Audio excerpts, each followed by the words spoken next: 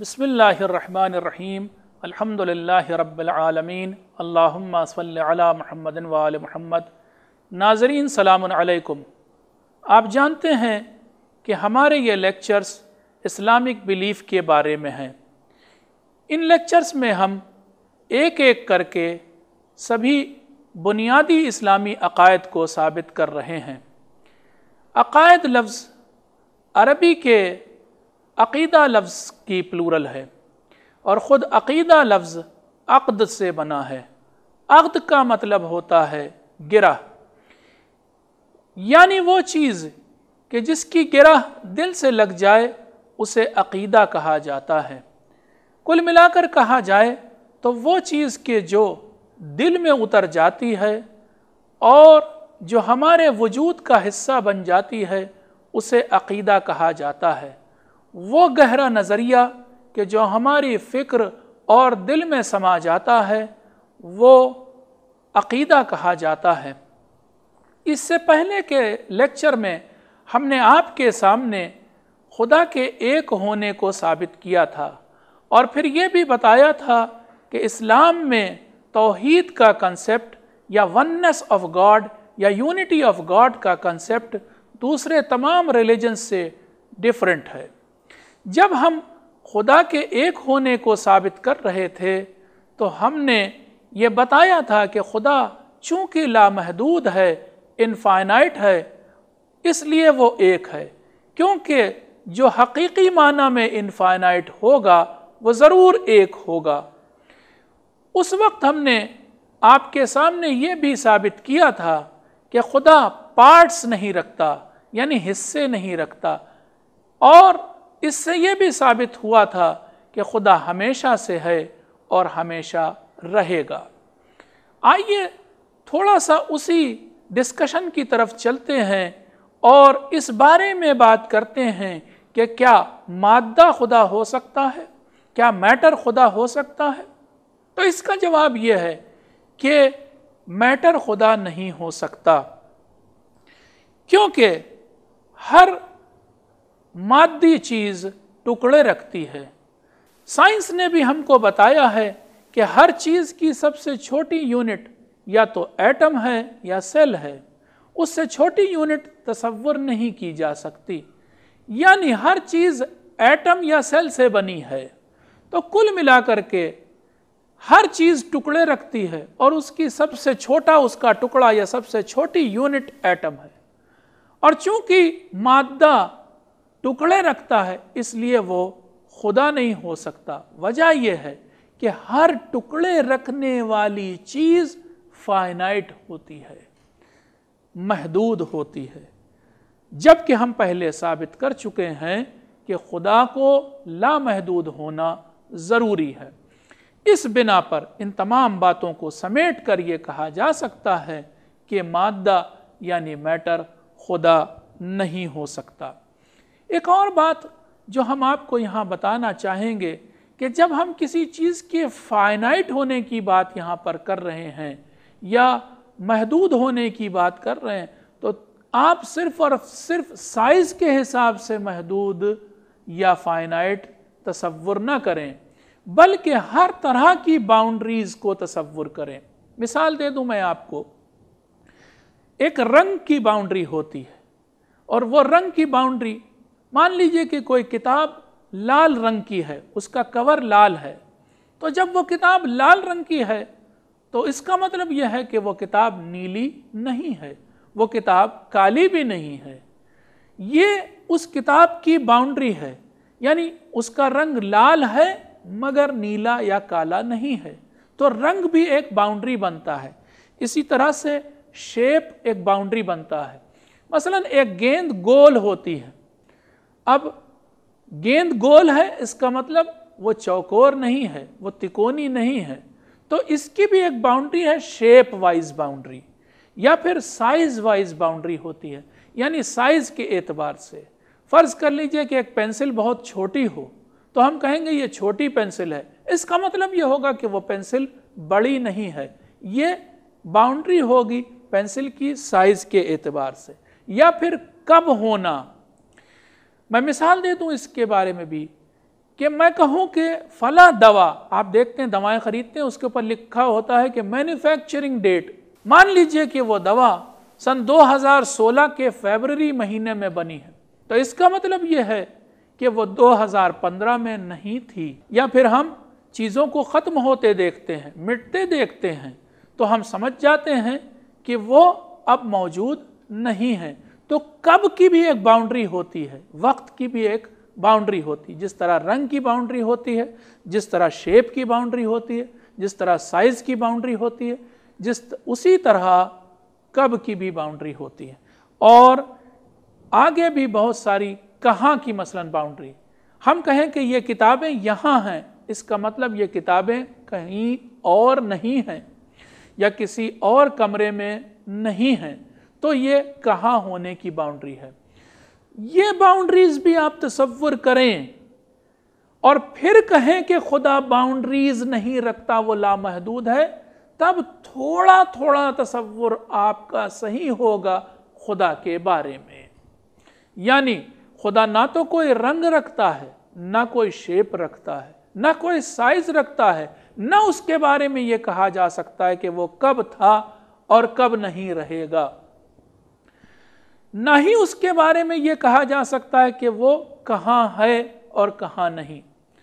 میں سمجھتا ہوں یہیں سے آپ کو اس سوال کا جواب بھی مل گیا ہوگا جو آپ اکثر علماء سے، عالموں سے پوچھتے ہیں۔ آپ اکثر پوچھتے ہیں کہ خدا کیا ہمارے اندر ہے، یا اکثر پوچھتے ہیں کیا خدا کعبے میں ہے، یا خدا کہاں ہے، اکثر یہ سوال کیے جاتے ہیں۔ اس کا جواب یہ ہے کہ یہ الفاظ کہاں، کب، کیسا، یہ اللہ کے لیے نہیں بنے ہیں۔ آپ اگر اسے استعمال کر رہے ہیں خدا کے لیے یا اللہ کے لیے تو آپ کا استعمال غلط ہے۔ میں اس کے لیے بھی مثال دے دوں، میں کہوں گا کہ پنکھا 5 لیٹر، تو یہ 5 لیٹر کا لفظ پنکھے کے لیے صحیح نہیں ہے، کیونکہ پنکھا 5 لیٹر میں نہیں ناپا جاتا ہے۔ اسی طرح سے خدا کے لیے یہ کہنا کہ خدا کہاں ہے، یا یہ کہنا کہ خدا کیا ہمارے اندر ہے، یہ الفاظ یا یہ سوالات غلط ہیں۔ خدا کے لیے کہاں کا لفظ استعمال کرنا ہی غلط ہے، کیونکہ وہ لامحدود ہے ہر اعتبار سے۔ اگر ہم نے یہ کہا کہ خدا کعبے میں ہے، یا یہ کہا کہ خدا ہمارے اندر ہے، یا یہ کہا کہ خدا فلاں جگہ ہے، تو اس سے یہ لازم آئے گا یا اس کا مطلب یہ نکلے گا کہ خدا دوسری جگہوں پر نہیں ہے، یا خدا جگہ رکھتا ہے، اور یہ ساری باتیں خدا کے لیے غلط ہوں گی، ہرگز صحیح نہیں ہوں گی۔ میں ایک مثال اس سلسلے میں آپ کو دینا چاہوں گا۔ آپ خدا کی بات تو چھوڑیے، آپ تھوڑی دیر کے لیے روح کی بات کیجئے۔ کیا آپ روح کے بارے میں ٹائم اور اسپیس کی باتیں کرتے ہیں، زمان و مکان کی بات کرتے ہیں؟ میں مثال سے بات واضح کروں۔ مان لیجئے کہ کوئی انسان مرے اور اس کا قد 5 فیٹ 6 انچ ہو، تو کیا آپ اس کی روح کے لیے بھی یہ کہیں گے کہ اس کی روح 5 فیٹ 6 انچ ہے؟ نہیں، روح کوئی قد و قامت نہیں رکھتی، کوئی سائز نہیں رکھتی۔ روح کے لیے یہ لفظ استعمال کرنا، قد و قامت کا 5 فیٹ 6 انچ استعمال کرنا غلط ہے۔ اسی طرح سے کوئی انسان اگر یہ کہے کہ سکندر چونکہ حضرت عیسیٰ سے 300 سال پہلے مر گیا، اس لیے اس کی روح تو اب بوڑھی ہو گئی ہوگی، اس کا یہ کہنا غلط ہوگا، کیونکہ روح کے لیے بوڑھا ہونا، جوان ہونا، بچہ ہونا یہ سب صحیح نہیں۔ روح وین یا کب یا وقت کی باؤنڈری سے گورن نہیں ہوتی۔ تو جب روح ٹائم اور اسپیس کے پیرامیٹر سے گورن نہیں ہوتی تو پھر کیوں آپ کہہ رہے ہیں کہ خدا کہاں ہے یا کب تھا یا نہیں وغیرہ وغیرہ، کیونکہ خدا بھی ٹائم اور اسپیس کی لمٹ سے باہر ہے، یا یوں کہوں کہ ٹائم اور اسپیس سے گورن نہیں ہوتا۔ اس لیکچر کے دوسرے حصے میں ہم ایٹریبیوٹس آف گاڈ یعنی خدا کی صفات کے بارے میں، کوالٹیز کے بارے میں بات کریں گے۔ مگر اس سے پہلے کہ ہم یہ کہیں کہ خدا عالم ہے یا خدا رحم کرنے والا ہے یا خدا عدل کرنے والا ہے، ہم پہلے ہی بتا دینا چاہتے ہیں کہ خدا کے بارے میں ہمارا کچھ بھی کہنا اصل میں صحیح نہیں، کچھ بھی بولنا صحیح نہیں۔ وجہ یہ ہے کہ ایک طرف تو ہمارا برین یا ہماری عقل محدود ہے، فائنائٹ ہے، اور دوسری طرف ہمارے پاس جو موجود الفاظ ہیں وہ بڑے محدود اور فائنائٹ ہوتے ہیں۔ ہمارے الفاظ محدود ہیں، اس بات کو سمجھانے کے لیے بھی میں آپ کو ایک مثال دیتا ہوں۔ شاید میں نے یہ مثال کسی لیکچر میں دی تھی، مگر اسی مثال کو پھر دہرائے دیتا ہوں دوسرے اینگل سے۔ دیکھیے، اگر 3 چیزیں ہوں، مان لیجئے کہ شکر، کھجور اور شہد، اور پھر میں ان کے بارے میں آپ سے سوال کروں کہ شکر کا مزہ کیا ہوتا ہے، آپ کہیں گے میٹھا۔ پھر میں پوچھوں کہ کھجور کا مزہ کیا ہوتا ہے، آپ کہیں گے میٹھا۔ اور پھر میں آپ سے پوچھوں کہ شہد کا مزہ کیا ہوتا ہے، تو آپ کہیں گے میٹھا۔ میرے سوال تینوں الگ تھے، تینوں چیزیں بھی الگ ہیں، مگر آپ کا جواب ایک ہے۔ اب سوال یہ ہے کہ کیا شکر کی مٹھاس، کھجور کی مٹھاس اور شہد کی مٹھاس ایک جیسی ہوتی ہے؟ آپ کہیں گے نہیں، لیکن الفاظ چونکہ آپ کے پاس، ورڈز چونکہ آپ کے پاس محدود ہیں، اس لیے آپ تینوں کا مزہ میٹھا ہی بتا رہے ہیں۔ اس سے یہ پتہ چلتا ہے کہ بہت سی اس دنیا کی چیزوں کے بارے میں ہم صحیح الفاظ نہیں رکھتے، یا کافی تعداد میں الفاظ اور ورڈنگز نہیں رکھتے جن کو استعمال کریں۔ تو جب دنیا کی چیزوں کے بارے میں، مادی اور مٹیریلسٹک چیزوں کے بارے میں ہمارے پاس الفاظ محدود ہیں، تو پھر یہ کیسے ہو سکتا ہے کہ ہم خدا کو بیان کر سکیں یا اس کی کوالٹیز اور ایٹریبیوٹس کو بیان کر سکیں؟ تو پہلی بات تو ہم یہی کہنا چاہتے ہیں کہ ہمارے الفاظ محدود ہیں۔ دوسری چیز، ہمارا ذہن محدود ہے۔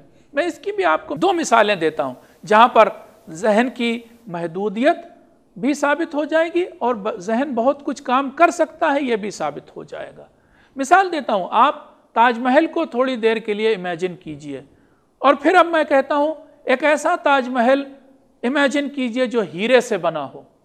آپ اپنی عقل کے ذریعے ایسا تاج محل امیجن کر لیتے ہیں جو ہیرے سے بنا ہو، ایک ہی سیکنڈ میں وہ امیج آپ کے دماغ میں آ جاتی ہے۔ مگر اب میں آپ سے کہتا ہوں کہ آپ کوئلے کو تصور کیجئے، اور پھر اسی لمحے سفید کوئلے کو بھی اسی جگہ پر، یعنی ایک ڈھیلا ہو، وہی کالا ہو اور وہی سفید ہو، ایسا کوئلہ تصور کیجئے اسی لمحے، آپ نہیں کر پائیں گے۔ یہاں پر آ کر کے ذہن محدود ہو جاتا ہے۔ یہ ذہن کا محدود ہونا ہے۔ تو جب ذہن اس دنیا کی چیزوں کے بارے میں محدود ہے، تو پھر ہم کیسے کہہ سکتے ہیں کہ وہ خدا کو تصور کر سکتا ہے؟ اس تمہید کے بعد اب ہم خدا کے ایٹریبیوٹس یعنی اس کی صفات کے بارے میں بات کریں گے۔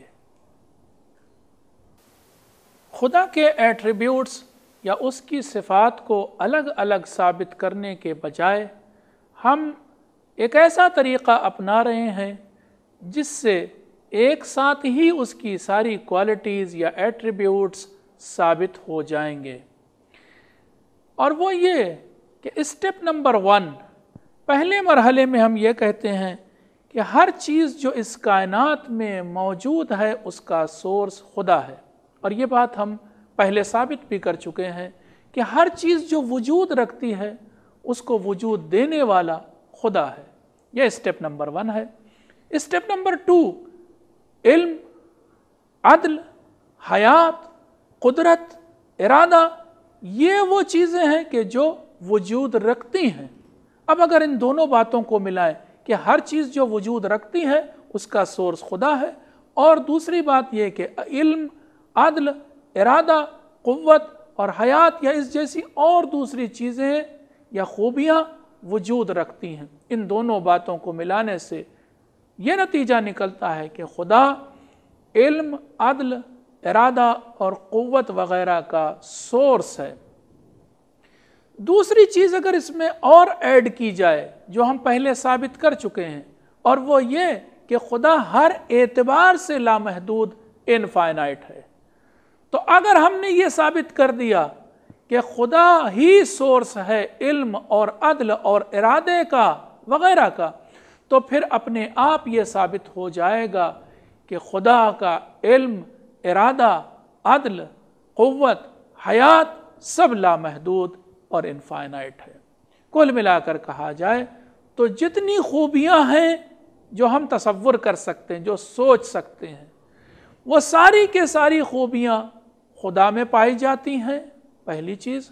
اور پھر وہ خوبیاں لامحدود ہیں خدا کے اندر، کیونکہ خود خدا لامحدود ہے۔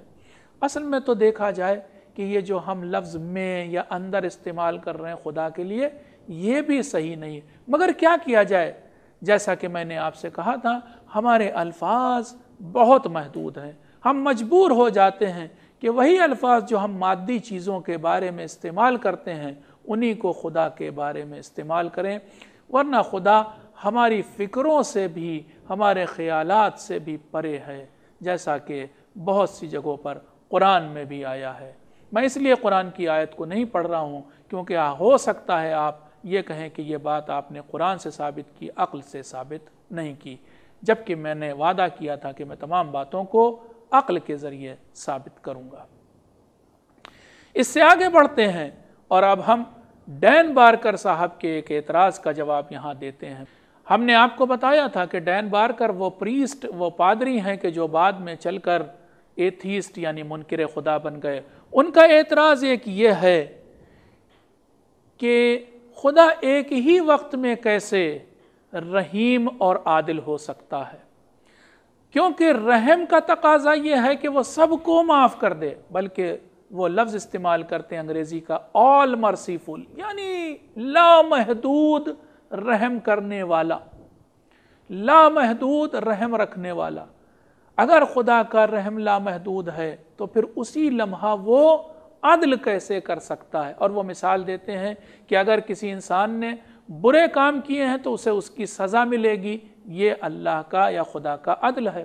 اگر اچھے کام کیے ہیں تو اسے اس کی جزا یا انعام ملے گا، یہ بھی اللہ کا عدل ہے۔ تو ایک طرف عدل کا تقاضا یہ ہے کہ برائیوں کی یا برے کاموں کی سزا دی جائے، جبکہ دوسری طرف رحم کا تقاضا یہ ہے کہ برائیوں کو بھی معاف کر دیا جائے۔ تو ایک ہی وقت میں خدا رحیم بھی کیسے ہو سکتا ہے اور عادل بھی کیسے؟ اس کے جواب کو ہم چند مرحلوں میں ڈین بارکر صاحب کی خدمت میں پیش کرنے جا رہے ہیں۔ مرحلہ نمبر 1 یا اسٹیپ نمبر 1 یہ ہے کہ مادہ خدا نہیں ہو سکتا، یہ ہم نے پہلے ثابت کر دیا، یعنی میٹر خدا نہیں ہو سکتا۔ نمبر 2 چیز، جو کمیاں یا خامیاں مادے میں پائی جاتی ہیں، جو لیمیٹیشنز مادے میں پائی جاتی ہیں، وہ خدا میں نہیں پائی جاتی۔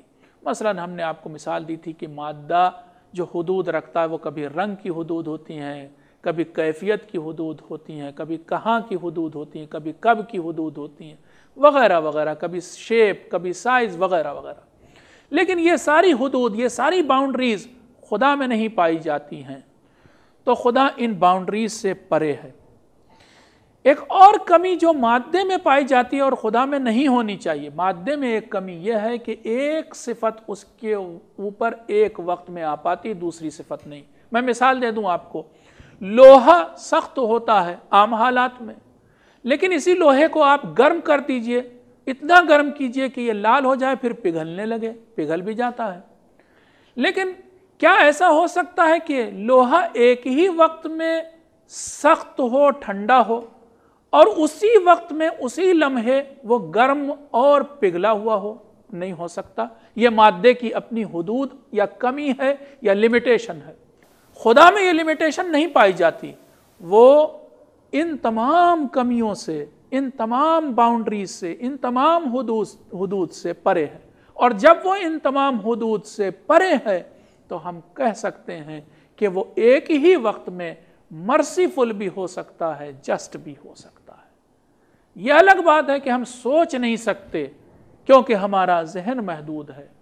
ہمارا ذہن ایک ہی وقت میں ایک ہی چیز کو دو طریقے سے نہیں سوچ پاتا، اور اس کے لیے میں نے آپ کے سامنے مثال دی تھی کہ ہمارا ذہن نہیں سوچ پاتا کہ کوئلہ ایک ہی وقت میں کالا بھی ہو اور سفید بھی ہو، یہ سوچ نہیں پاتا۔ یہ ہمارے اپنے ذہن کی لیمیٹیشن ہے۔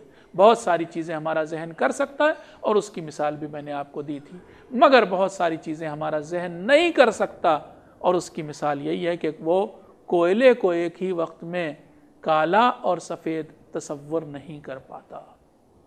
خدا کے ایٹریبیوٹس یا اس کی صفات کے بارے میں اگلی بات جو ہم کہنا چاہیں گے وہ یہ کہ وہ خوبیاں یا وہ اچھائیاں کہ جو آپ تصور کر سکتے ہیں یا امیجن کر سکتے ہیں، یا وہ اچھائیاں اور خوبیاں جو ہم انسان تصور بھی نہیں کر سکتے، وہ بھی خدا میں پائی جاتی ہیں۔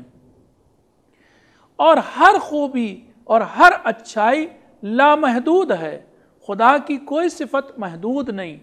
اسی لیے ہم اس کے بارے میں جب بات کرتے ہیں تو انگریزی میں لفظ all merciful، all compassionate، all کے لفظ استعمال کرتے ہیں، یعنی وہ لامحدود مہربانی کرنے والا ہے، یعنی اس کا جسٹس بھی لامحدود، اس کی حیات بھی لامحدود، اس کا ارادہ بھی لامحدود، ہر چیز لامحدود ہے۔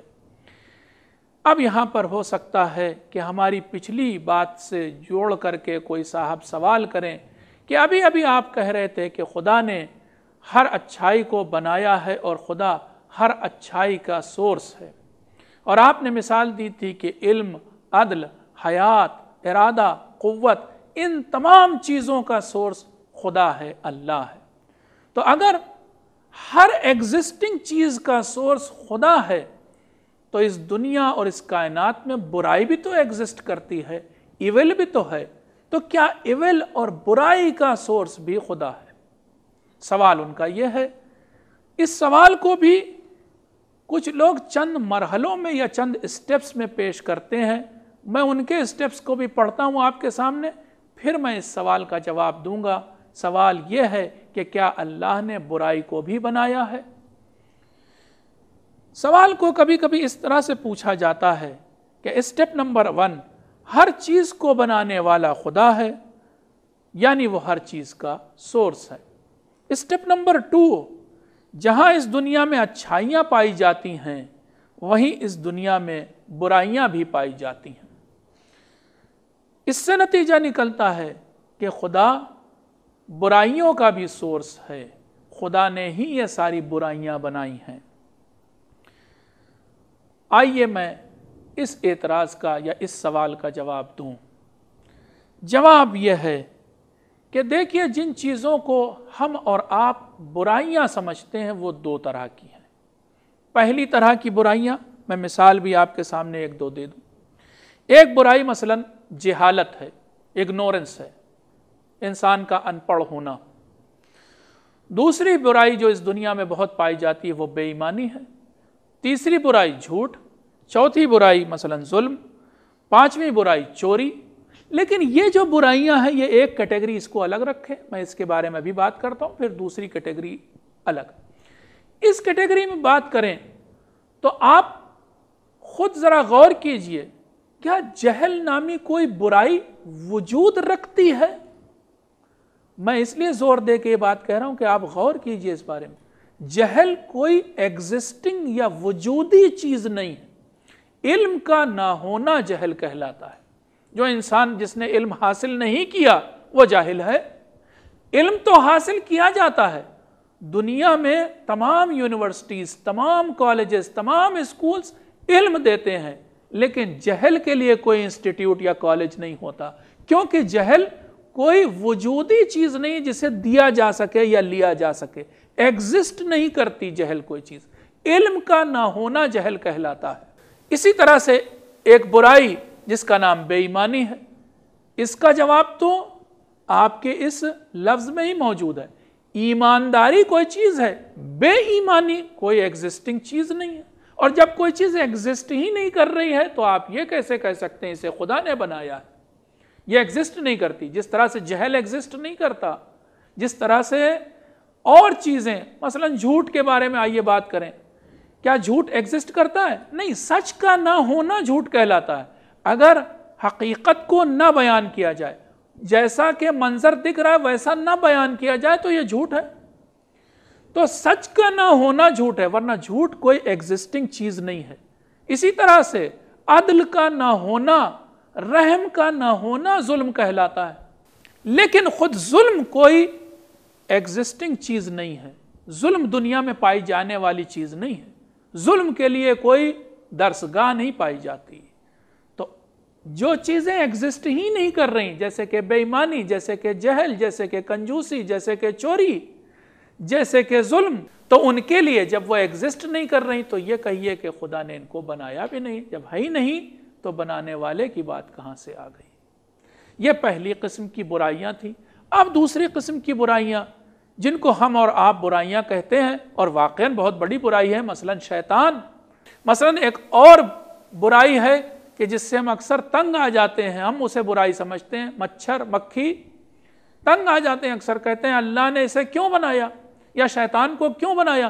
شیطان تو وجودی چیز ہے، شیطان تو ایگزسٹ کر رہا ہے، مچھر تو ایگزسٹ کر رہا ہے، مکھی تو ایگزسٹ کر رہی۔